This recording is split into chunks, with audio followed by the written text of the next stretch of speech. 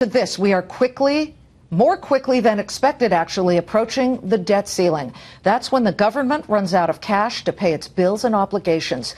Treasury secretaries, this is a little bit of history for you, throughout the years have called it doomsday. What is the worst case scenario? Well, the worst case scenario is that the U.S. government defaults on debt interest payments.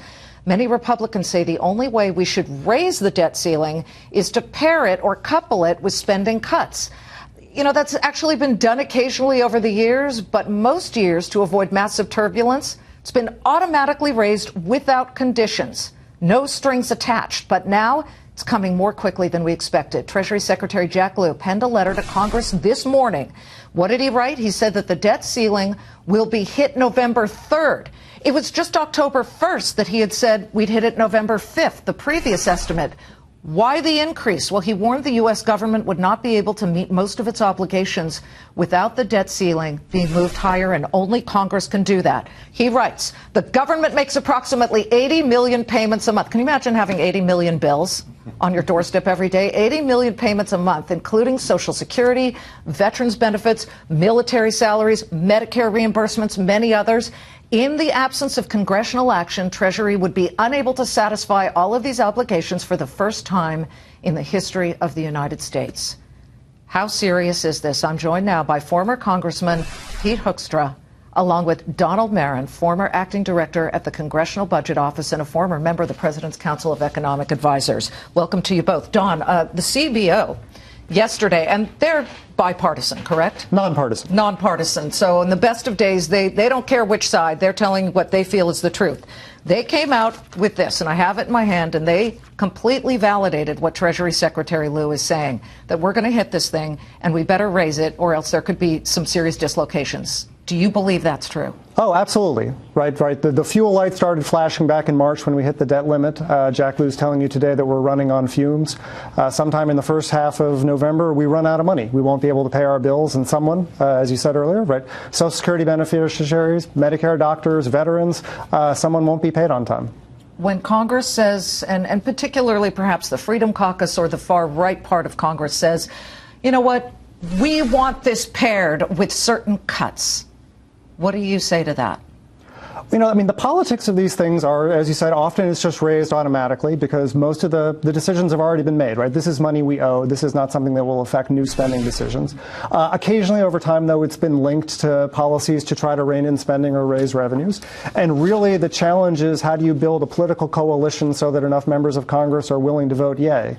And the open question is whether that will require significant budget changes or not. You're sitting next to a grizzled veteran who's been through a few of these, Representative Hoekstra. Listen, Michigan, Republican. Did you, in your past career, vote to raise the debt limit? I'm sure that I voted to raise the debt limit on occasion. There's probably a couple of times where I voted against it. Because typically what will happen is it will be a pairing of things that come together. That's been more frequently the case in the last number of years because it's one of the few leverage points that Congress, especially a Republican Congress, has with a Democratic president. This president and this Treasury Secretary have in the past said, no negotiation.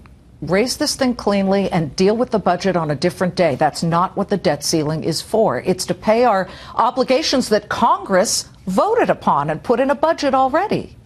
That's an interesting comment, but what you now have is they need an omnibus bill to fund the government. That's going to end up, they're going to reach that point later this month. They've got the debt ceiling. They've got lots of issues. They haven't passed any appropriations bills. This is the time where if you're going to see any policy changes, this is the leverage that Congress has to influence that and make it happen. Well, Don's been in a different position. Do you think that it's fair to use that as leverage? I think that the American public also doesn't have a great grasp at what it would feel like to hit the debt ceiling.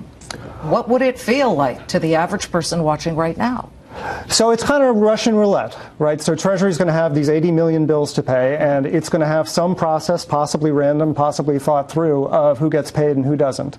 But so there are going to be families out there or businesses or states that are owed money from the federal government are expecting it. And if we don't raise the debt limit, they're going to not get that money, and it will be delayed. Eventually they will get it. The spending obligation doesn't go away. Social Security beneficiaries still deserve their money, but they might get it a week or 2 weeks late. Can you give me a really honest answer? Could we perhaps prioritize and say, all right, we'll pay interest will pay that bill, interest on the actual debt, because if you default, here's what happens, folks. You lose your credit rating. You get downgraded. We already got so close. Already got downgraded. 2011, that S&P downgraded us by a notch. That had never happened. We survived. Yeah, so the prioritization debate is, they're basically two computer systems. There's one for paying the debt, there's one for paying everything else. I think most people think that the Treasury Secretary would move heaven and earth in order to keep paying the debt, because if you default on that, you have real problems.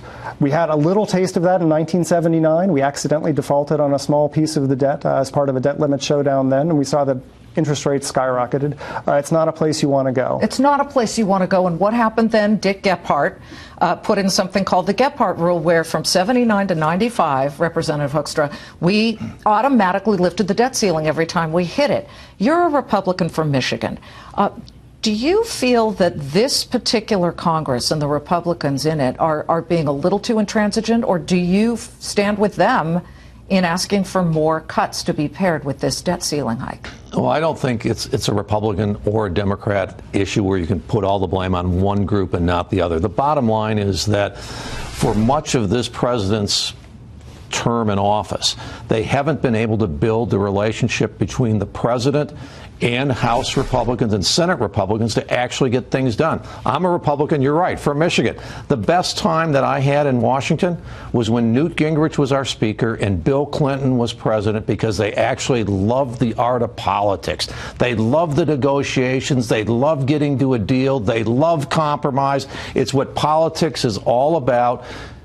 And today, those are all bad words. Well, I understand when you say it's not just a Democrat or Republican thing, but Democrats tend to always vote to raise the debt limit. Republicans are the ones who are a bit more stuck in the mud about it for what they feel are very important reasons. But who will the public blame if we see a government shutdown or a default? Well, I think history has proven that very clearly. They will blame House Republicans for that, and they'll hold the House Republicans accountable. I hope we don't get to that.